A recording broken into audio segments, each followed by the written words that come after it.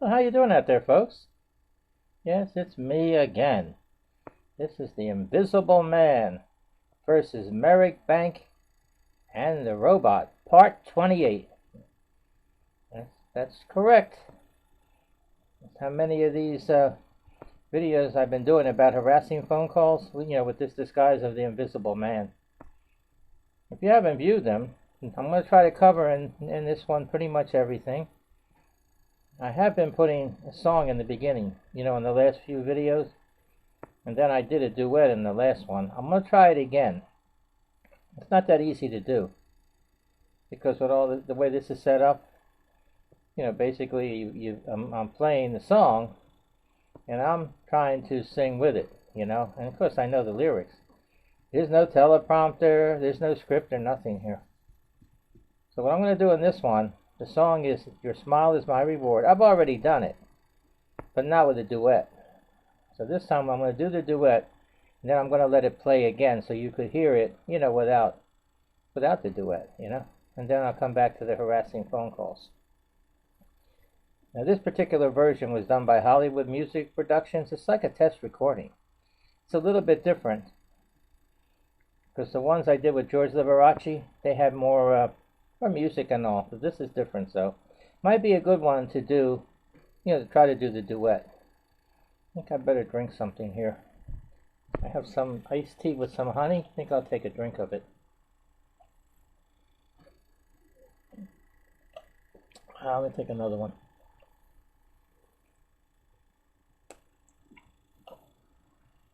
It's not bad. That'll clear my throat.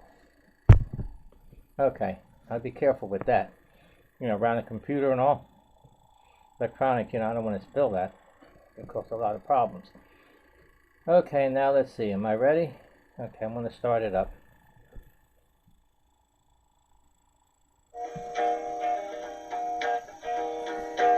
Life that we share together can only get better and better.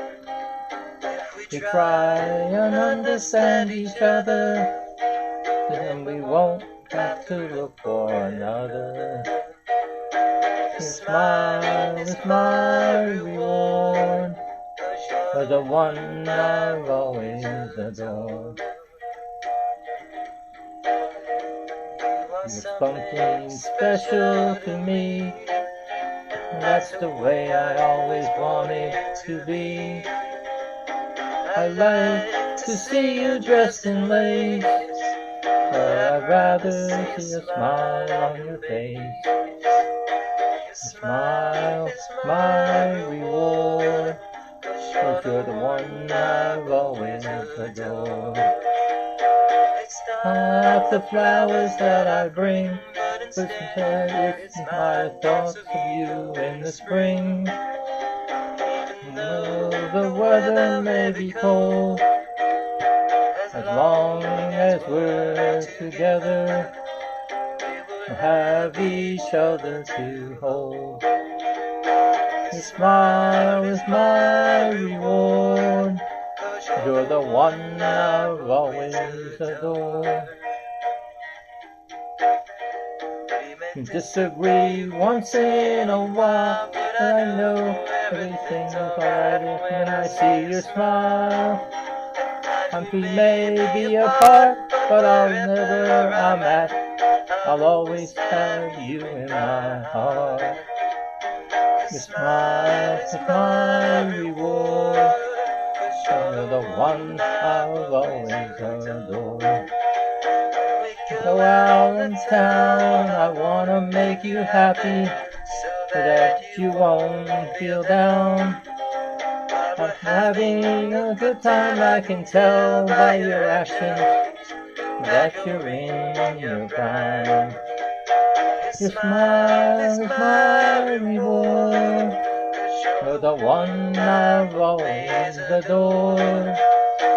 When I'm around you, I'm never bored. Your smile is my reward.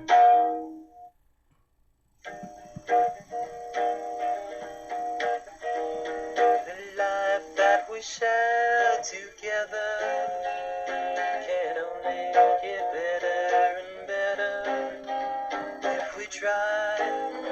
understand each other, then we won't have to look for another.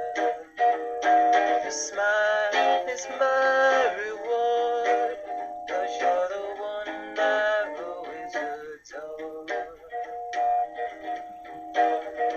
You are something special to me, and that's the way I always wanted to be. I like to see you dressed in lace, but I'd rather see a smile on your face. Your smile is my reward, 'cause you're the one I've always adored.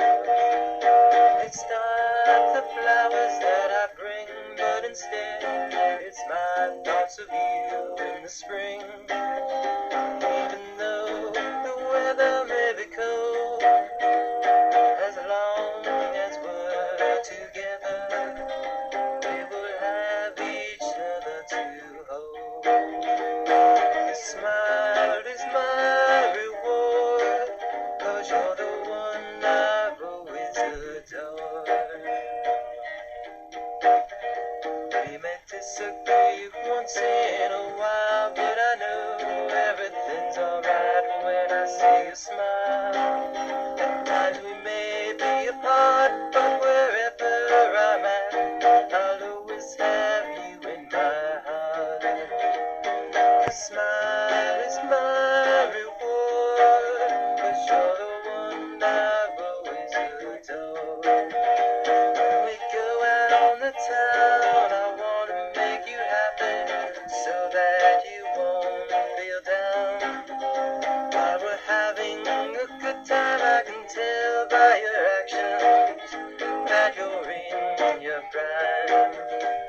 Your smile is my reward, 'cause you're the one I've always adored. When I'm around you, I'm never bored, 'cause your smile is my reward. Okay, how'd you like that? Try something a little different there.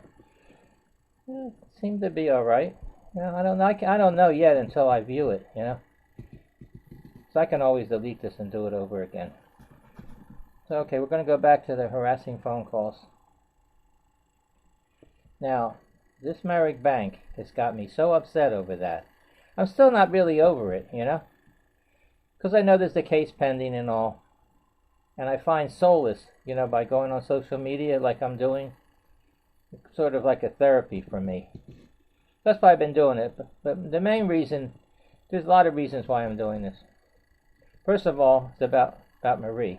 It was the last credit card that we had together. And it happened towards the end of her life, right before she passed away. Got this card. That's one of the reasons. And then I'm doing an endorsement of this consumer advocate attorney. That's another reason, because I appreciate all the help he's given me.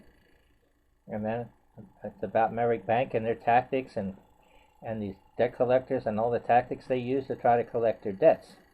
It's also to let the consumer know there's a lot of laws to protect you. So I'm going to get back to, with this credit card. Me and Marie have been together over 40 years. We survived through a lot of things and through a lot of credit cards. We had a lot of credit cards between both of us. There's times when one time we went bankrupt. I went bankrupt and then Marie did. This was over 20 years ago. We had a lot of debt then, but partly because we were living in a townhouse for over 20 years and the owner sells it. And the new owner didn't want, they wanted to live there. They didn't want us to, to pay rent to stay there. So we get a 30-day notice. Can you imagine? You get a 30-day notice, huh? Oh, I didn't know what to do. I couldn't get a place like that. I'm working every day, and Marie was working. So where I worked at, one of these customers, he was an attorney. He said, "Oh, Frank, how you doing?" And I told him. He said, "Oh, I can help you. I do bankruptcy and real estate cases and all that, common law." I said, "Sure. What's this how is this gonna work?" he said, you could file her. You want to put Marie on yours? I said, no, I don't want to do that. I want to do mine. I don't want to get her involved yet. I said, okay, I'll get the petition and all. This is how much I charge. I think it was $700 at that time. There's filing fee and all that. So he said, now once that goes into effect, the landlord can't evict you. Nobody can bother you. You're protected. And plus all the debts you have on there will be discarded. So you still want to do it? I said, yeah, I need time.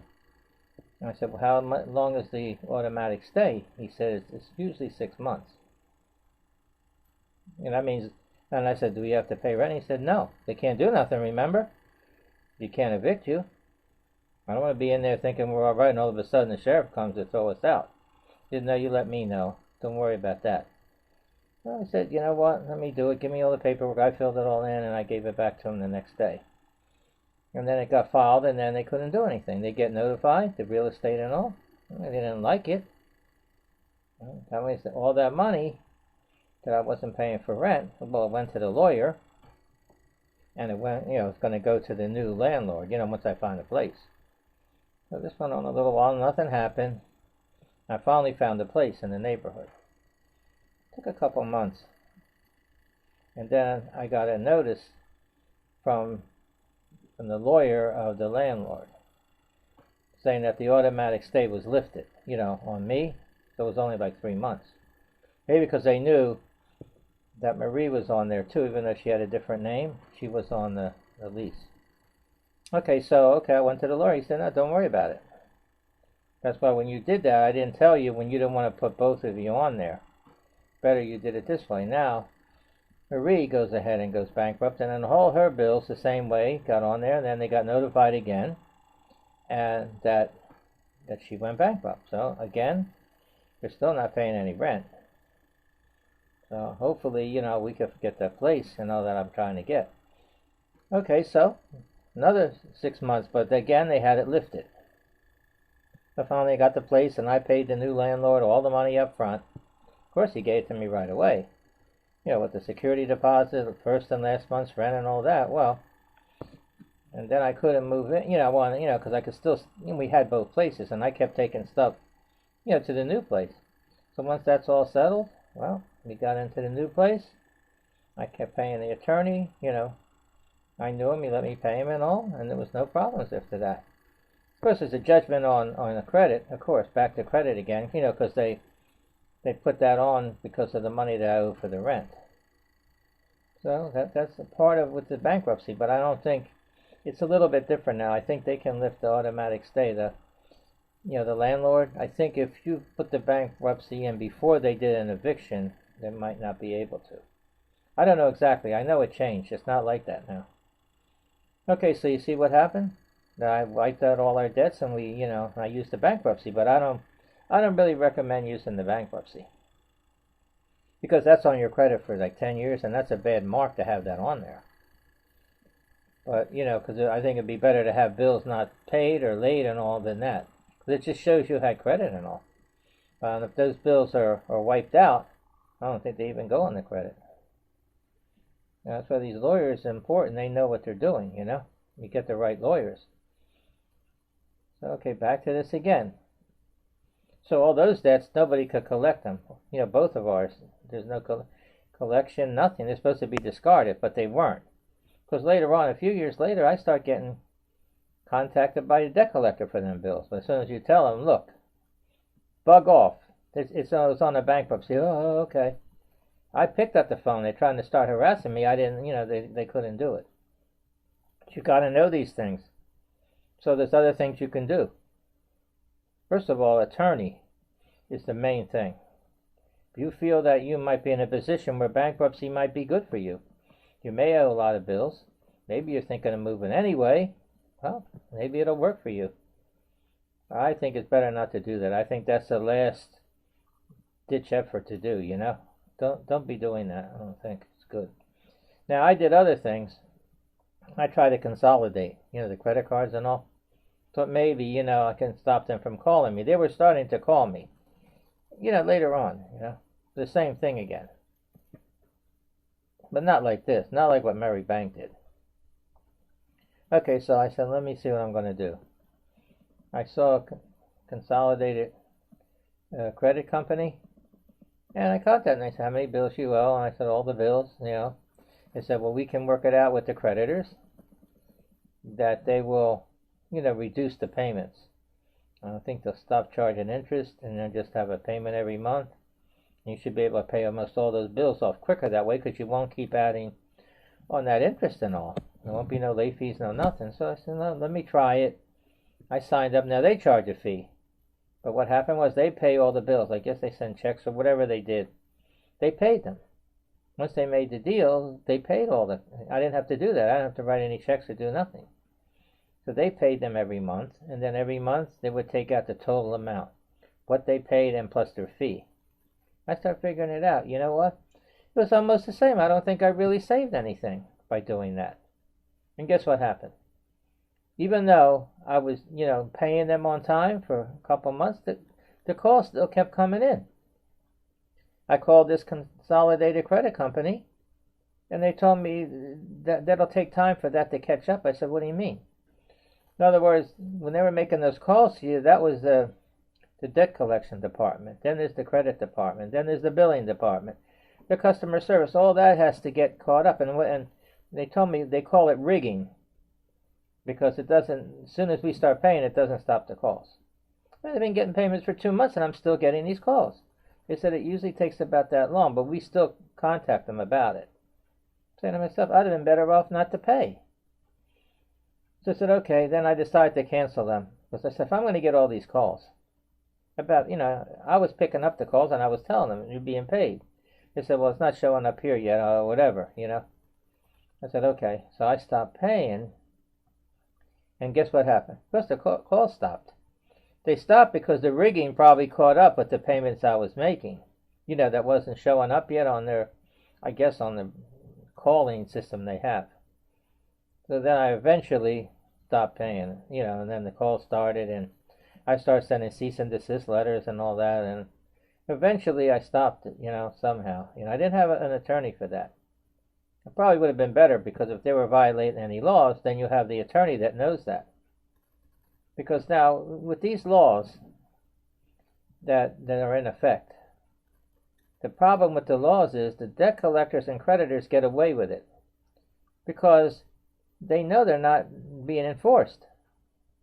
Because you can put complaints in and all, and they don't intervene. You know, the Consumer Protection Bureau and all those agencies, they don't intervene. They tell you you should get an attorney to protect your rights. The only way they'll intervene is if they got a lot of complaints. Then they might go after the creditor or debt collector and tell them, you know, you're going to have to stop doing that, because you're going to get fined, and we're going to give you a suspension, or you might close you down. Whatever they do. See, that by having an attorney, I have this attorney, and he knows about that. In other words, the way I look at it now, I look at it different than I used to. By having this attorney, he's enforcing the law. So if he knows that they violated a law, Merrick Bank, of course, he knows that. So he knows that they're going to have to prove it that they didn't. So that's why you need to have an attorney. So he's making them be held accountable. I guess you could call them like the consumer police, you know, something like that. He does other types of law too, not just this credit card stuff. I'm just letting you know. Now I'm going to go back to this, all these harassing phone calls. So back in 2018, now Marie comes into the story now. Merrick Bank comes into the story. You'll see how it works. It's a story, you know. We've been together all that time through all the things. And now at the end of life together, I have to deal with this bank. Okay, I'm going to try to skip to the chase here a little bit. So in 2018, mail came. I gave Marie a letter for her. It was a pre-approved application for double the credit line with Merrick Bank. They give you $600, and then after 7 on-time payments, you get another $600. I told Marie, oh, she was so happy. You know, she's suffering from that general anxiety disorder, but boy, did it make her happy. Her personality changed. I was so glad about it, you know. Even though we had enough credit, I didn't really want to add too much more, but Yeah, because her credit was better than it ever was. Been paying for 8 years. Okay, so she used it. I gave her all instructions. Be careful, when you're using that card. And then she used it. I used it, and then I noticed, after got to double the credit line and all, she started really getting sicker. I guess the novelty of that all wore off. It's not a cure. So I've been going to the doctors anyway every month, but to make sure that we could stay out of the hospital. And get our medicines, and then tests and treatments. And the doctor noticed this respiratory distress that she has seems to be getting worse. Now, he gave her antibiotics plus an inhaler. It seemed to help, and a couple months passed, but it's not working. She's getting worse, and I asked the doctor, he said, Frank, I think she needs to get tests, to get down to exactly what the problems are. I can only do so much here. So I took his advice and got Marie into the hospital. She understood. She knows she needed that. Took about, I guess, 2-3 days of testing. Everything you could think of. All the tests, the brain and all, and the heart, everything. So I think when she was in there, she got a little bit better, from the respiratory distress. Of course, her lungs are full of fluid, and I think they stick a needle in the back. It doesn't bleed or anything. They just go in each lung and they draw out some of that fluid. So she started feeling better right away. Okay, so I talked to the doctors, and they said, Frank, she's going to need to go to a nursing home for long-term care. Doesn't mean forever. It just means she start getting well enough to come home. I said, well, I don't know. He said, do you have anyone that you would like to send her to? I said, no, I don't know anything around there. And then he said, well, there's a lot of them in your area, I know. He said, go to the secretary over there and give her your zip code and she'll tell you. I told her the zip code. She said, oh, there's a whole bunch. There's like 10 of them around there. I said, okay, give me the addresses. And I heard one of those streets that's near where I was. I said, yeah, that one, I think. So I found out it was about a mile. So I could walk it and walk back. It's a little bit difficult, but I could do it, So she got in the nursing home. First, a little bit shaky, but then with the therapy and the medication and the care, she started to get a little bit better. A few months passed. We get into the end of the 4th month. She was actually the best I've seen her in a while. She was talking. She wasn't coughing, no congestion, and eating good, everything. I was surprised. I said, at this rate, she might be able to come home. I talked to the social worker. He said, I'm going to wait a couple more weeks, but if, you don't want to go through all that and she has to come back here, it could cause a lot of problems too, Might not have a place here. She might have to go somewhere else. You got to consider all that, and I know. Okay, so the next month, the 5th month. I noticed little by little, though, she started to go the other way again. I said, what the heck is causing all this? Even though, she still was alert. She was still eating. She was still, but that coughing and that congestion was like, it still kept bothering her, I talked to these people working there. They say, no, she's getting her medication and all. And doctors come here to look at her, and a nurse, registered nurse and all. They notice anything, they'll either maybe change the medication or get some treatments for her, or they'll send her to the hospital. I said, okay, I have to accept it, whether I like it or not. They tell me a whole bunch of stuff, these people, because they don't even bond with these residents at the nursing home because they can't. They work there a month, a week, or I don't know. They keep getting different people all the time. It's understaffed. And on the weekends, it's really understaffed. I noticed that. So I told them all that, and they say, if you want to get her home, then you can do whatever you want. But here, you're under the authority of her care. We'll contact you if there's anything. Okay, I said, I understand. I didn't want to push it too much, because I know sometimes they could take it out on her. Okay, so this went on a little bit more, and I went there because I noticed towards the end of the month, it's starting to get a little bit worse, So I went tried to go close together. Well, I only go once or twice a week. I went 3 days out of 5. I went Thursday, Saturday, and Monday. And on that Monday, I said, Marie, we'll go in there in the dining room. It was lunchtime, and I said, yeah, I brought some food, and I can eat.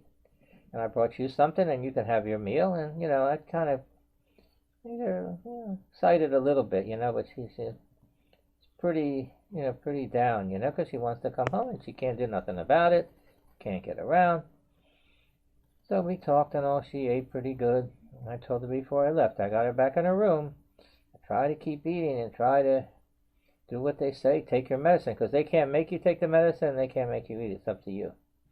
You understood everything. She asked me, not before that, maybe a couple of weeks before that, Frankie, by the way, you paying Merrick back? I hope so, because I don't want to mess up my credit. Oh, I said, no, don't worry about it. I'm taking care of it. See, that seemed to make, see what I mean about making something in our life with that Merrick bank that had some impression on her towards the end there even. Okay, so I went home and all. Then I came back a few days later on a Saturday too, because I want to go on Saturday, because that's the days, Saturday and Sunday, when they're they're really shorthanded. So I went into the room. It was around lunchtime, and Marie's in the bed, all turned on the side, and she's like in a stupor. She's moving around a little bit. She can't respond or nothing, in and out of consciousness. And I asked the roommate. The roommate said she's been like that a couple of days. She doesn't want to eat. They bring the food and take it back untouched, and she wants to sleep like that. So I said, well, then the woman brings the food for lunch. She's just going to leave it there. I said, well, can you help me get her up? And I see if, what I can do. So she got her up, and she's sitting up. She's moving around a little bit at least. And she's looking all around, but she can't open her eyes. She's, I guess, so out of it, So finally, her food, it was pureed. Now it was a mesh diet. So everything was about the same. It's all soft, That's why I said I can understand why they wouldn't want to feed her, but I guess they don't want to take a chance of her choking or something, and then they'll get blamed. So I gave her a little bit of food, something, just really a little bit. She swallowed it, and a little bit more, because I figure if she hasn't eating, that wasn't probably enough to do anything. And then I gave her some water to sip it real slow. I can see she's drifting off. I don't want her to, make her worse, so I got them to help me put her down back where she was, nice and comfortable.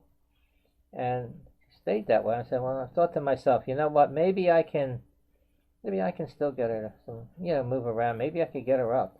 Because they told me, don't be doing that by yourself. So they saw me, we'll help you, just come and get one of us. And there's nobody around, If you don't get the person when they're there, you're going to have a hard time finding anybody. So, okay. I start massaging her. It's a little, trying to see if I get some circulation, get her to move around, something, laying like that in the bed. So finally, I know at home I used to tickle her feet, massage her feet when she was sleeping. It would wake her up. I said, well, what have I got to lose? So I massaged her feet and all. Next thing she says, stop that, Frankie. It was pretty clear, too. Strong. So I figured, well, she seems like she's still got strength. I said, okay, Marie, I'm leaving. At least I know she knew I was there, but when I went home, I don't like leaving her like that. With those people there when nobody's around and all. And so I left, went home. I was really out of it, When I got home and all, it was afternoon. I had something to eat. I relaxed. I tried to rest and all. I'm worried. I don't know what to do. I was going to go the next day early. I said, I got to go. Back as soon as I can. 3 o'clock in the morning, I get a call. Man, it's a nursing home. Of course, I was hoping maybe they sent her to the emergency room where she'd have a better chance, right? No. This nurse says, with no emotion or nothing, he just says, look, I came on duty and I did a bed check and I noticed she was not responding, And she was like that before. They said, I don't know, I wasn't here, I didn't want to start arguing with her. He said she was, we tried to revive her here, then we called the rescue and they couldn't do anything. They pronounced her dead. Okay, I have to make all the arrangements and all, I wanted to, I was so upset. I'm so alone. But I only have Marie. And now then I'm all alone, no family or nothing. I'm still in that position, And so, the bills. All the bills. I had to just let it go. I tried myself, I try to get myself together because I'm still suffering from emotional distress, economic hardship. It took a toll on me. I can only do so much. I'm not a young man. So I tried with the bills myself. I tried. I had to contact them. I'm sending letters and certified letters by return receipt, you know. But they really weren't responding to it, because those cease and desist letters, they're supposed to be for the debt collector. That's the way these laws are. As I say about enforcing the laws, see that they know that. The creditor does not have to honor the cease and desist letter. They don't, because they're not a third party. They're trying to collect it. Even though they're trying to collect it, they're collecting in-house, so they don't have to. Okay, so I said, I don't know, I got to do something here. And I was writing down all the calls too. Even as upset as I was and all, with all the things that I'm facing. So I read the calls, kept writing them down. I know which one. So I picked one of the banks that was calling a lot. And I looked it up, and then the bank, you know, they'll come up and tell you all different things about the bank. You know, you go down there and all those blocks and all. And I noticed there was an ad. It said, if you're being, you know, harassing calls, had the attorney's name, and I punched it up, and in big letters, you're harassed by Merrick Bank, give me a call. And I filled in the little box, you know, with my name and all the information. And this lawyer called me back. He says, I got your information here, and I can help you. And I need certain information. I'm sorry about your loss, and if you don't want to do this now, if you're still too upset, it's all right. We could do it later. I said, no, I'm going to try to get this in. He said, I definitely can stop the calls. So you have a lot of accounts, so I'll have to work on some litigation on some, and some I'll contact, because he knows which ones, you know. He knows what to do. Oh, it took me a while. I got all the information to him, and made emails up with all my phone logs and all that. And I signed the contract, and he told me, and it says in the contract that he sent me, you know, by email, it says in there that he doesn't charge for his services, consultation's free, he doesn't take a percentage if he gets any money. So, it sounds good, as long as I'm not going to have to pay. I figured, well, why not avail myself of his service? There's no obligation. So, right after all that, all the calls stopped. Except I was still paying Merrick Bank. Because I figured I had enough there. I didn't know anything about Merrick Bank. I figured, well, as I'm paying him, nothing's going to happen. You know, Marie liked that account so much. That's why I say I connected that account with Marie, you know, and her passing away and our long life together. So I knew that account made her happy. So I tried to say, in memory of her, I had to keep paying it, but it got to a point after a few months I can't pay. I just couldn't pay. So I said, well, let's see what happens. And I got a statement and got the late fee. It says, pay the past due to avoid, you know, more late charges and going to collection and all that. So I figured, well, let me see. Nothing still happened. When the call started, on the cell phone, on the landline, both. And I start writing it down, you know. Then to myself, man, this is an awful lot. You know, 4 calls on maybe on the landline, 2 on the cell the same day. They were calling Sunday every day. You know, and I know it was set up because their name comes up on the caller ID on the landline, Merrick Bank, and their number. Of course, on the cell phone, no, just the phone number. Or maybe the state, you know, depends. And they're using an auto dollar, and that's supposed to be a violation. I know when we filled the application, I told her, and she didn't care, you know, she checked it. And I don't think they're allowed to combine, you know, that permission with that offer. I think that's supposed to be separate. Somehow, you know. Because if they have a provider doing those calls, I think that provider, they're supposed to ask you for permission and sign it. So whatever Merrick Bank wants to do, all right. If you refuse to sign it, Merrick Bank can say, well, I'm not going to extend the credit. But with that application, I knew it was going to pay it, so I wasn't worried about it. Back to this again. Okay, so I got all the calls, and it's not stopping. It's on both phones, you know. So I called the lawyer. See the advantage of having an attorney. See that? That's the advantage. By having the attorney. So I called him. He said, yeah, Frank, how's everything going and all? Okay, I contacted him again and I sent him all the information. This is in November of 2019. So I gave him the phone logs. I had 2 phone logs, one for the cell and one for the landline. And they're using 4 different numbers. And they all go to the call center. So I'll go into that later on about that with those numbers. But, you know, right away, he must have filed the litigation. I'm pretty sure he did. He had to, the call stopped. So and I saw the litigation because he sent it to me, you know, for what the case is, you know, about. It showed, you know, it's all legal. You can tell it's done, the way it's worded and everything. It's like, I think it was like 5 pages. So I read it all over, and it has his name and information on it, and it's my name versus Merrick Bank. Of course, they don't have the Invisible Man versus Merrick Bank and a robot. Of course, that's not going to be on there. I only started doing that gimmick now. Okay, it has on there that they're violating the law, you know, whatever the laws were, and it has he even put down as an example about the calls. He put down, I think, about 5 calls. You know, the times that were close together. Just as an example, because that's showing them if they check those calls, they can see it matches their phone records. So that's on there, and then it's also, he's got on that litigation that he's filing against them, that they're calling me and contacting me about a bill that's not in my name. It belongs to someone else. So that's also in there. And none of the laws they violated with those harassing phone calls. And you know what the damages would be, you know, per call. I think at the end it says something about a jury trial. So far, there's no jury trial yet. It's still pending, so I don't know. I know he's working on it, and he's doing this. He has other lawyers in the office, but I know that he's doing my case. So all that was done, and the call stopped. And remember, that was in November of 2019.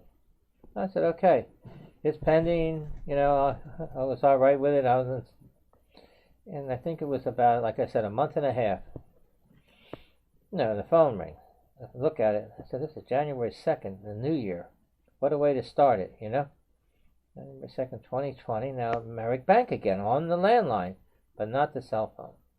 Then why are they calling me again?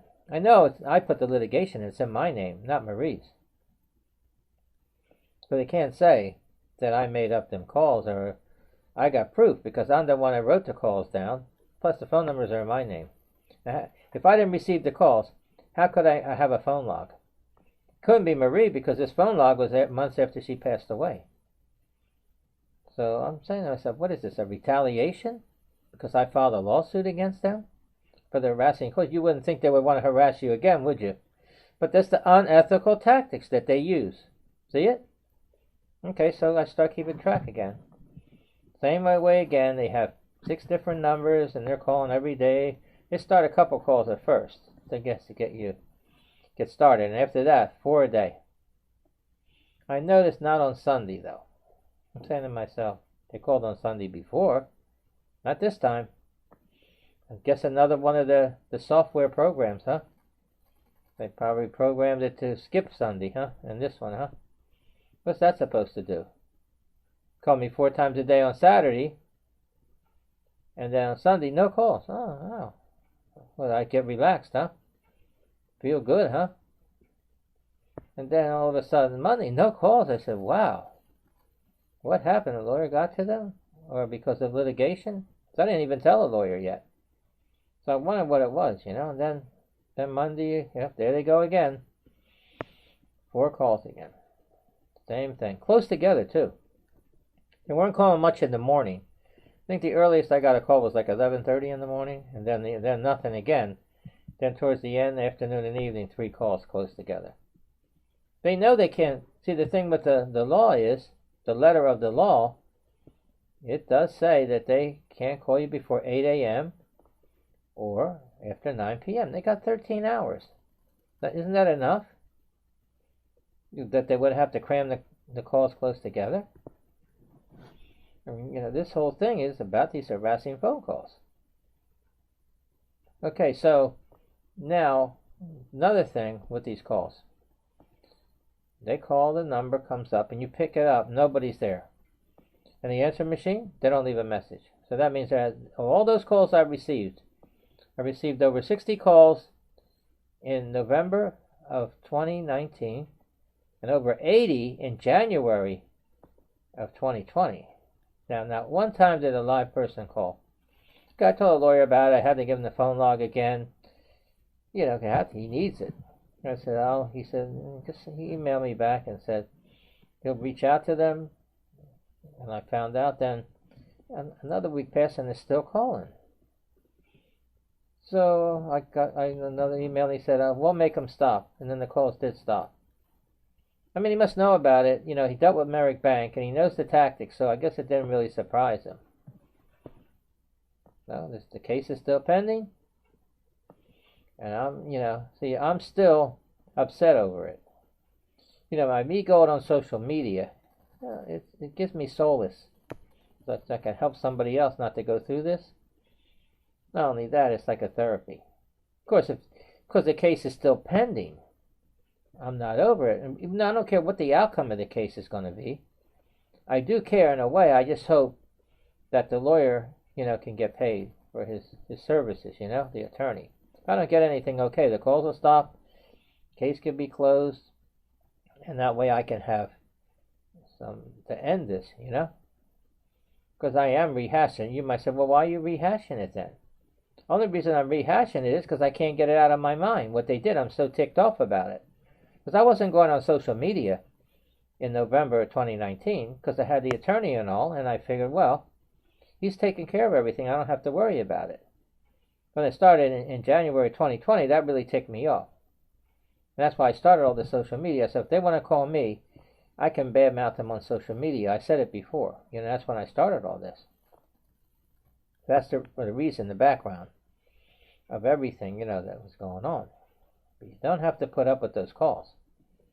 Like I mentioned before, there's other measures you can take. But I think the best measure is you need to get an attorney. And the one I got, I'm lucky to have him. He's very good.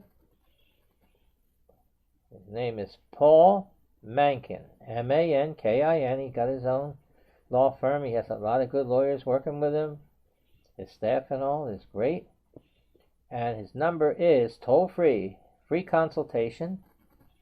And it's 800-219-3577.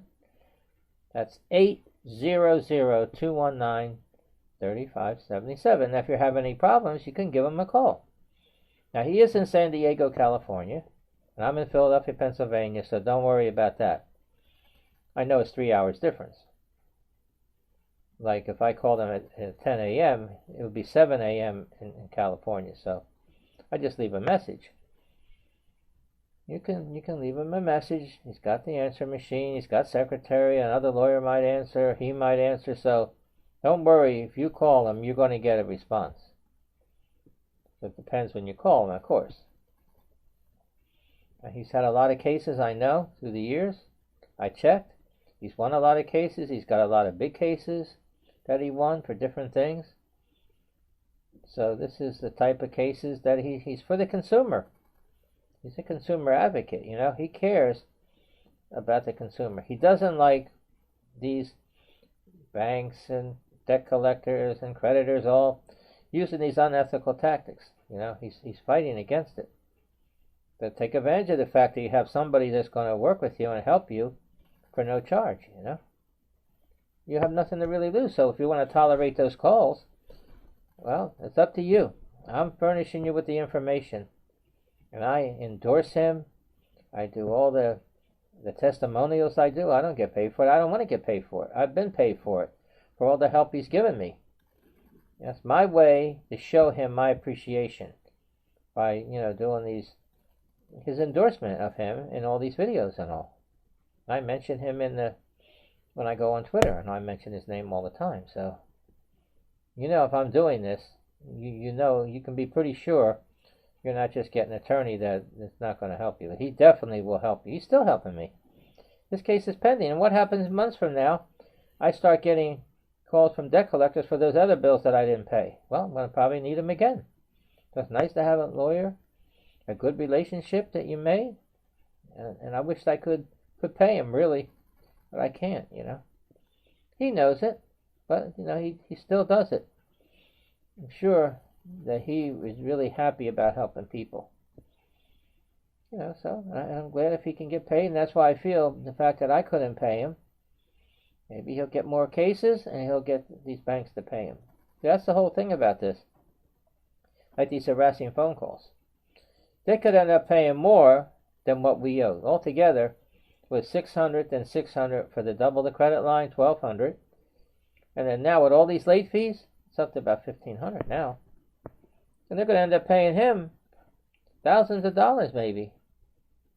So see, I don't understand it, I mean, they're going to be able to write off the debt, so at least they'll reduce their taxes, and they can sell it in bundles to debt collectors for pennies on the dollar. So there's a way all these debts, go around, get around.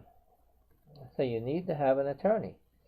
I'm pretty sure every time I put one of these videos out, I can guarantee at least one person has to be getting harassing phone calls. It could happen to you. It can happen to me. That's why I'm doing this. I'm trying to make that awareness of it, because if it's not happening to you, you don't even think about harassing phone calls. But when it starts, you'll know it, and you better keep track of it, because they'll keep doing it for a while. So what you need is a phone log. I know you don't write your phone calls down. You figure you have it in your phone, to come up in your contacts. And it comes on the caller ID on the landline, so you don't need to keep a phone log. Well, in this case, you do. If you have two phones, a cell and a landline like I do, you just put Merrick Bank, cell phone number, Merrick Bank, landline, two different pages or two different books or whatever you're going to do it. The information you need the date, that. You need the time of the call, you need the phone number they're calling you from, and any comments. You need that information. In my case, they're calling 4 times a day. So I was using 4 lines, for each day, but don't really need to do that. I figured it out. Since there's 6 different numbers, they use the same number in one day and then another number in another day, but this, for all 4 calls. So all I did was, I said, let me see if I can be smart here. Put the date, because that'll be the same. The day, and the phone number they're calling you from, and the comment. That's one line. Now in the next line, you just put the times that they called. You could put I guess you could fit about 6 different times.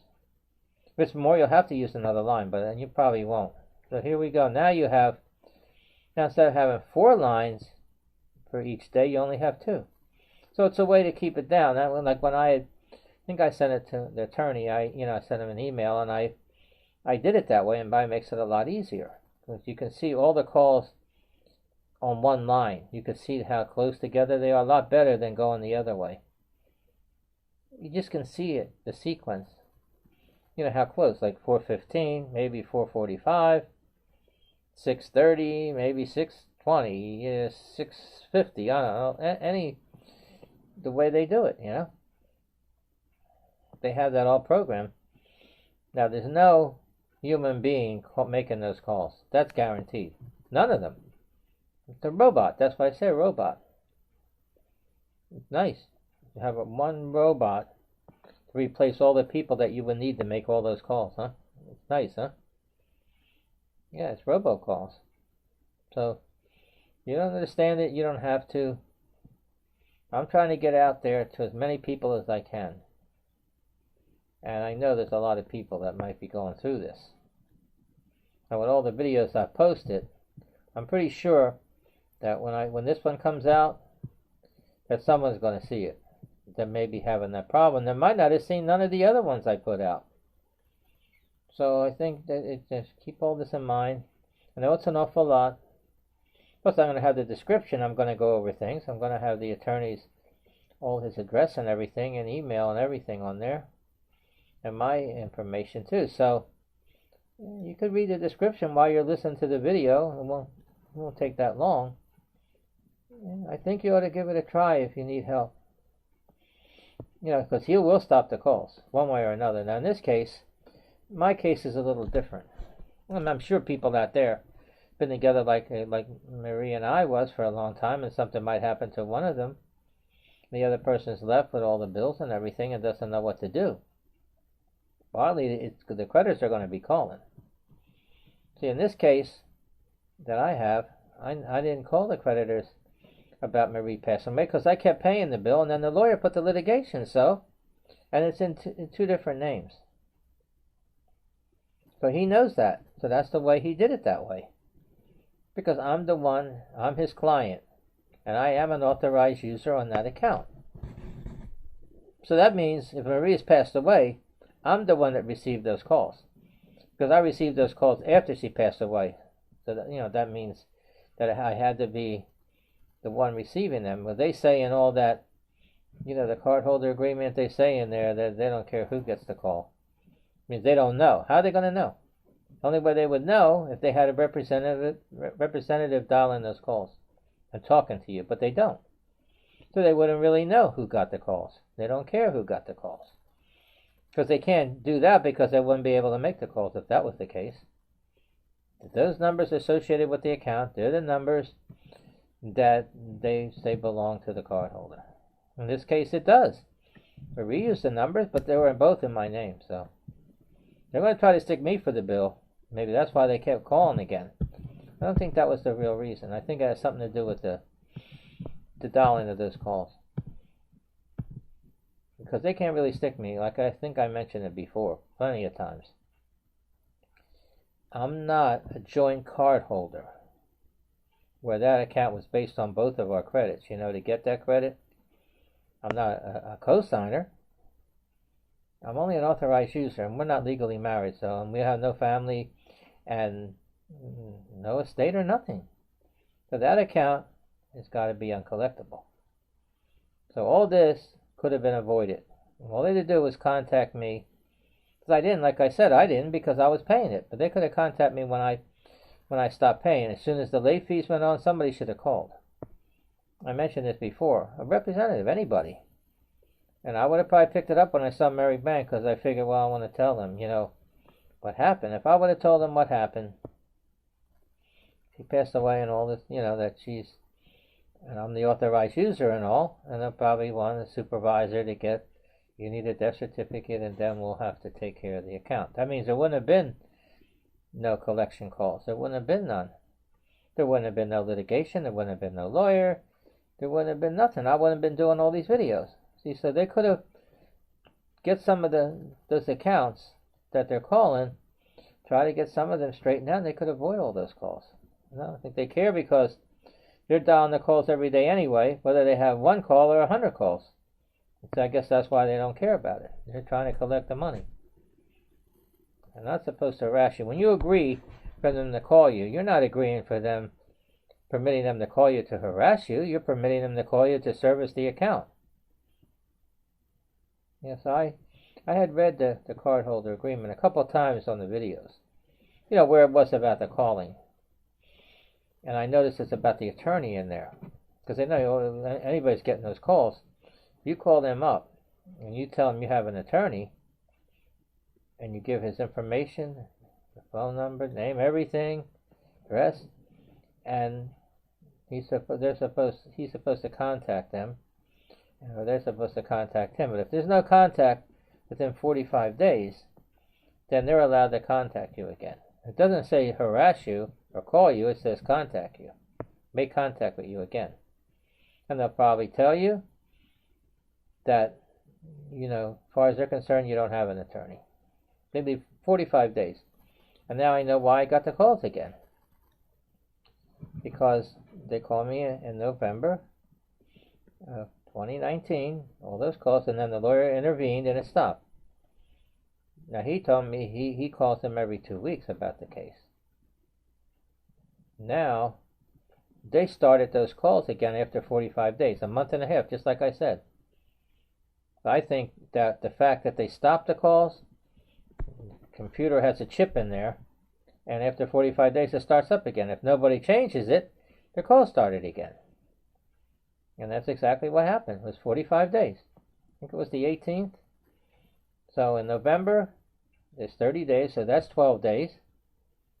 And then in December there's 31. So 31 and 12 is 43. And January 1st is 44. And January 2nd is 45. There's the 45-day rule. Now I'm expecting to get calls again. I figured it wrong before. I think I said April 12th. This month, we're already into March. This month, by the 13th. When does the calls start again? I doubt it this time. Because they did it and it stopped. I doubt, but there's 45 days again. I figured it out. Calls stopped around the 28th of January. Then all February. And up to maybe March 13th. It'll be 45 days again. If the case is settled and all by then, it won't matter, but I don't know. I'm bringing all this up to show you how much is involved, and that's why you need an attorney to work on it. It's nice to have it. You know, at least right now, I'm not getting any calls. If I was trying to do these videos, the phone did ring a few times when I was doing some of the videos. But it wasn't Merrick Bank. So now I went over enough things here, but the main thing is, all this stuff is about harassing phone calls. That you don't have to withstand it. Especially with Merrick Bank, or any of the banks, but Merrick Bank. They're noted for those unethical tactics. And they're getting away with it. To a point. Now more and more people come forward and get these lawyers to file a litigation. They start getting an awful lot of cases, that they're going to have to pay out, and realize it's costing them more than what the money that was owed. So maybe they might try to find another way to do it. It looks like it's pretty much going to be that way. So I guess that's about it. But remember now, if you contact this attorney, I want to give you one more reminder about it. He doesn't charge for his services. Consultation is free. And he's not going to take any percentage of any money that he gets for you. And that's it. And the bank has to pay him and the court costs. You will not have to pay anything regardless of what happens. The outcome, I just want to make sure you understand that. I don't want and plus, the call stop, whatever money you owe, you still owe that money.